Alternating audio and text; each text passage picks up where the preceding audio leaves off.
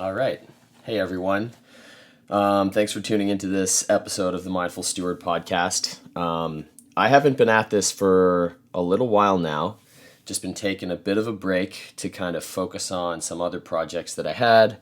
And I'm excited to get back at it. I have been thinking about it for a while and finally just randomly deciding to record this little mini episode.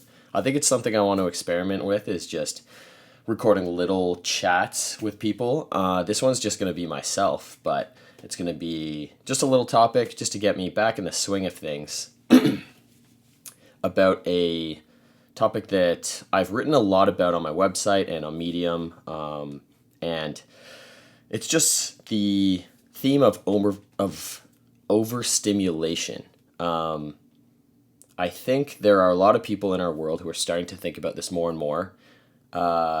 We live in a society where there's more stimuli than humans, as far as we know, have ever come across before. We see tons of ads every day. We're on our phones for hours. We look at media constantly, unless you have maybe a good old-fashioned job where you're working in a forest, doing your good hard day's work, and then you go back into a range where you actually are using technology again. And I'm not bashing that. I think that's awesome. I remember when I spent a lot of time up north working, your mind ends up so clear from being detached from those things. But yeah, unless you're doing that kind of work, you probably live in a scenario somewhat like myself, where I live in a big city and I'm constantly looking at my phone and I work on a computer. And unless I take diligent actions and am very careful about what I let into my brain, I guess, there's a lot of impact that this actually has on our lives that I think a lot of people might not consider. Some of you are maybe just as deep as I am, but I just have a really keen interest in psychology, and that's really what brought me to meditation and mindfulness in the first place. I've been kind of contemplating having this recorded for a little while now, but I was recently listening to a YouTube video from a guy named adhd, and it's mostly male-oriented content, which I love. I think there's a lot of a lack of men teaching other men how to be powerful and masculine in a manly way.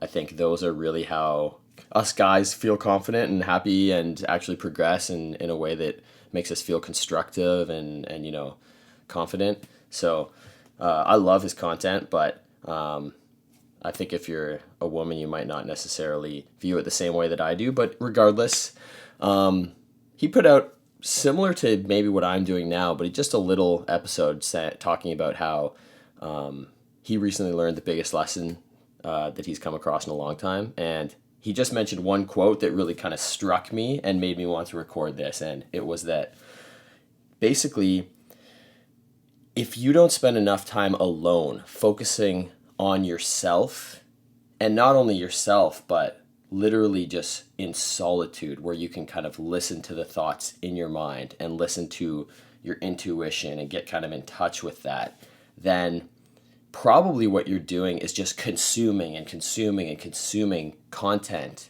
and substances and people who are outside of you. And not only does that just create a habit of craving external things and a craving external validation to kind of fulfill yourself, it actually makes you become a product of your environment, because you become shaped by all the things that you are viewing and watching, and you become what are the biggest influences in your life. So for everyone who's watching dramatic, like, gossip TV, and I don't know, which is stressful and highly intense, just be aware of like what you're internalizing with that. I'm not perfect, so this is like, my content is never to preach. This is just me on my journey of discovering all these things and contemplating all of them. But I think that is such a powerful thought in general. It's just like, what are you consuming? What kind of friendships are you partaking in? Because it's like that old quote from, I can't remember who it's from. It might be Marcus Aurelius or somebody from that time, but that you are basically the culmination of the 5 to 10 people that you spend the most time with. And it's a similar notion to that, but I think this thought is just a really cool concept to debate and consider when it comes to all of this new science around literally overstimulation and what it does to the human brain on a physical capacity. So I'm not a scientist here. I have heard this and read this and listened to many audiobooks that talk about this phenomenon. But in our world, we we consume Instagram and we consume all these platforms and social media platforms. And what we're not really considering is that on the other end, over at the Facebook office, I don't know this for sure, but there's a lot of people who have came out of the company saying this. They have a team of psychologists over there devising plans and evil structures of how exactly they're going to make their buttons look and how they're going to make the sound, what the sound is going to be when a notification pops up on your screen while you're on the platform. Every little thing is like studied and calculated so that it's more addictive for the human mind. And what that does for the human mind is it gives us these boosts of serotonin and dopamine, and in an unnatural way. So what that ends up doing for the human mind is it causes it to go out of balance. And this is something that I'm not going to go into the whole porn thing, but let's be realistic. It's a topic that a lot of people don't want to face and look at seriously because it's so taboo, but it's a huge situation in our society where tons and tons of men are, wasting their masculine energy by just watching porn. And it's the same thing, these men get a massive, there are women as well, but they get a massive boost of testosterone. I don't know if it's a boost of testosterone. I think it's a use of testosterone. Probably not the best use, but they get a massive boost, like an unnatural boost of like brain chemicals that, even oftentimes like normal sex doesn't even provide that. And what it does is like it creates an addiction in the brain, just like heroin, just like some really scary substances do. So, I kind of came across a bunch of content about men who were, boycotting porn because it was making them feel amazing. They basically, if you're a guy who's come across this content, you know what I'm talking about. These guys say that they feel like Superman compared to who they used to feel like when they were watching porn. So, I really like dove into that, and then the overstimulation interest kind of has expanded as well. But we spend a lot of time on social media, and what that is doing is it's causing a lot of things within the human brain as well. The addictions, the out of balance brain chemicals. Healthy, balanced minds in a natural way don't have mental issues quite the same to the way that we are seeing in society right now. And in particular, in the younger individuals who are actually growing up with social media every day. It's like a really normal thing. Every hour of their day is spent on or involved in social media or thinking about it. And I don't know, is it a coincidence that we're seeing a generation that has the highest rates of anxiety and depression and are taking pharmaceuticals at a young age to try and put their brains back in homeostasis or into balance, whatever terminology you want to use. To me, that's a really scary thought. And so I'm not going to dive too much into one particular topic of this, but one of the things that really has kind of really intrigued me is this concept of hypofrontality. So not only do these platforms really trigger, adverse side effects mentally,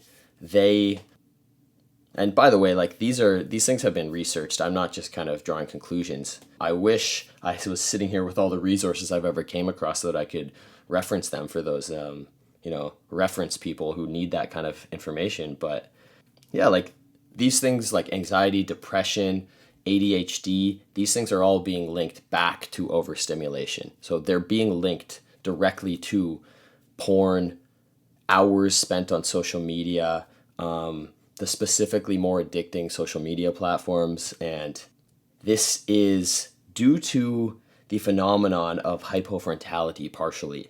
So what these platforms do, and these bursts of brain chemicals and this like need for instant validation that we are trained to require, it's lowering the strength of our frontal lobe.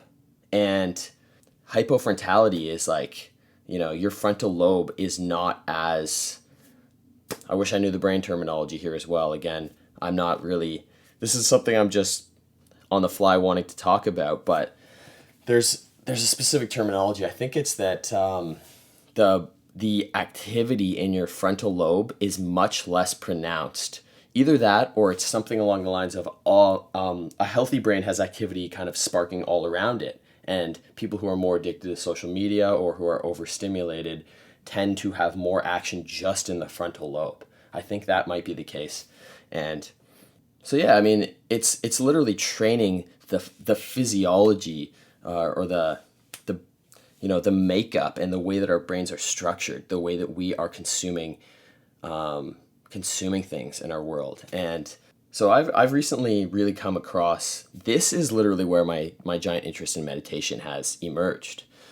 I've kind of really realized that through reading, I've learned, and now I'm experiencing it firsthand, which is really why I've dove in for like head first. But if you're a skinny person because you maybe haven't exercised a whole lot in your life, and then you start going to the gym and lifting very heavy weights and eating well, your muscles grow. And what those bigger muscles on your arms enable you to do is to lift up heavier objects and to feel less stress and less strain on your joints as you are doing so. Meditation, whereas people think of it as just sitting down to de-stress and to relax, it does do that. It trains you on how to kind of create that state for yourself, which is a good enough thing on its own. But what it does is it is actually strengthening the parts of your mind. It's strengthening the relaxation centers of your mind. It's strengthening the empathy and compassion centers of your mind if you're doing like an empathy-based meditation. If you're visualizing yourself being confident and solid and having all the things that you want while you meditate, it's strengthening those parts of your brain. It's actually doing what lifting weights does for the body if you're eating well. And I'm assuming, you got to be consuming the right nutrients. Your body, the cells are literally making themselves up and duplicating based on what you're eating and putting in it. So, of course, that there's a nutritional aspect to this part as well. But within the brain, when you have a regular regimen of meditating, it's not a short-term thing like I once believed, where we basically, meditate to calm down in that moment because we're stressed out in that moment. It's the long-term game, whereas when you can focus on being mindful, and if you do it daily, I don't know how long it actually takes. I personally have been told in the books that I've read that, ideally you want to do it daily. What is 15 minutes of your life to literally strengthen the parts of your brain that give you the things that you want in your life? Everything comes from your thoughts, the way that you look at the world. It's just kind of a notion I've really, really thought about recently. But to get back to the point here, meditation, being mindful, taking time to de-stimulate yourself strengthens up those parts of your brain. They thicken the gray matter within your cortex. So next time you have a stressful moment, not only have you practiced de-stressing, your brain is more resilient to that stress. Instead of it automatically going, oh shit, I can't handle this, it probably is going to take a little more of a relaxed approach and just kind of help you out in that situation. So overstimulation in general is something that I think let's all just be a little bit more conscious of it. But yeah, it's not one of those things that is to be shrugged aside. it's something that is actually impacting us quite a lot. One thing that initially I wanted to record this podcast when Instagram removed the like counts. So I don't know if anyone else saw it this way, but this is what some of my favorite kind of psychologists and mindfulness teachers who I follow were basically preaching was that, okay, have you noticed that these platforms are starting to be forced to restructure the way that they appear to the average user? One thing that one of my friends said to me a few years ago was, he took a break from social media for I think only 2 or 3 weeks, and he said it was the best he had felt since registering for Facebook. And it's a common theme. What he said was, like I read a little bit after that, I saw an article in the newspaper. I was reading more, obviously being more productive, came across this cool content, and it said, it was talking about basically all these psychological things that I just was kind of spewing in a little bit of an unorganized fashion a few minutes ago. But he basically said, yeah, I didn't really realize like what it does, like why it's making you feel that way, why you like feel addicted and like you need to check your Facebook feed constantly. But I genuinely think that social media is going to be like what cigarettes were 70 years ago. You would talk to your grandparents and they would say, hey, of course I smoked. We all smoked. It was fun and it felt good. And like, we didn't know that it was bad. Nobody thought that it was bad. Everyone did it. And he just kind of said that spontaneously. I brought it up with him a few months ago. He didn't even remember saying it, but it stuck in my brain. And that is basically what we're going through right now. The psychology, the science is coming out about how damaging these platforms are for our minds, how damaging being overstimulated in general is for our minds. And this is just Instagram trying to cover their ass, if you ask me. They know.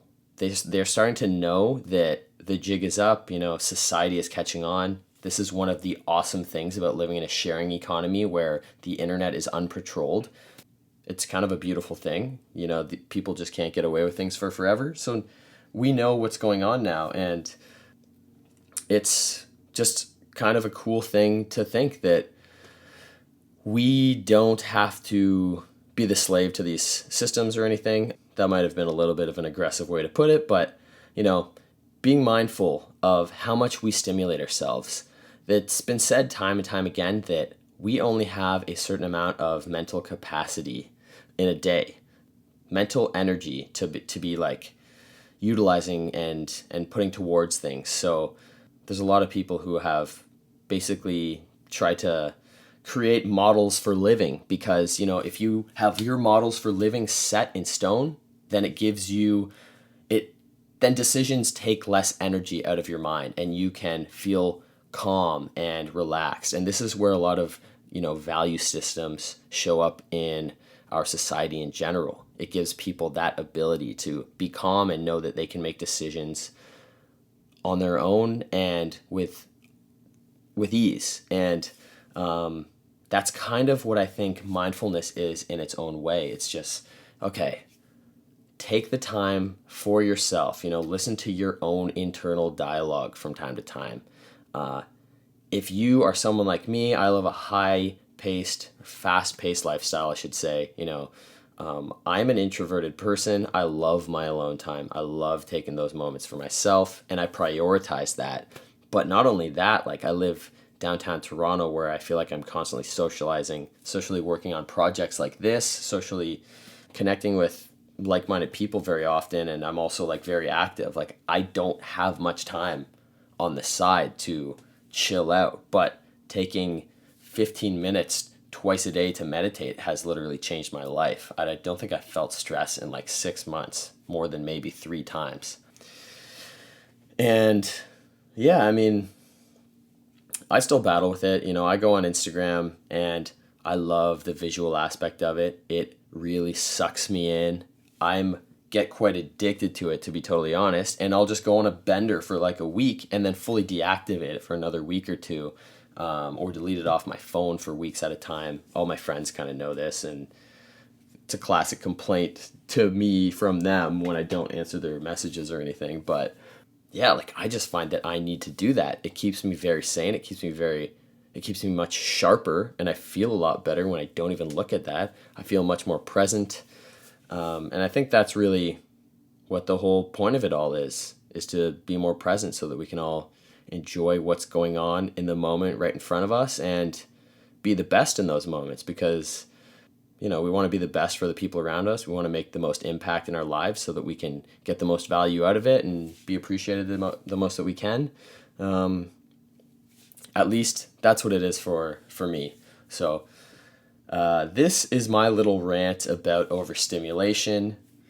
I don't think I'm going to re-listen to this again because it's the first time I've spoken on the mic in maybe 4 months. I'm just going to post it, and you can send me a message and let me know what you think of it. But in the meantime, I'm really putting a lot more focus onto my website. I'm kind of realizing that I'm starting to rank higher and higher with Google, and there's a good opportunity for me there. So some of the writing I've been doing, I'm planning on revamping that up, and I've got a whole bunch of people who I really want to interview that I've been occupied with other things, not really thinking about it. Now I'm kind of looking at how good of an opportunity this is to have some cool episodes on the podcast. So I'm going to be posting some new guided meditations with Michelle Pound and a new ebook. I'm going to be redoing my ebook, actually, that's on there. So if you want to get some resources, I had these meditations recorded with my friend Max, who I had an episode with. He's a professional producer. They're honestly super good. So go ahead and sign up for the email newsletter. They're not up yet, but I'm going to send a wave to everyone who's on there with the new ones as soon as they are. So don't rush, no need to rush, but that's what's going on. Thanks for checking out this episode, and I'll talk to you later.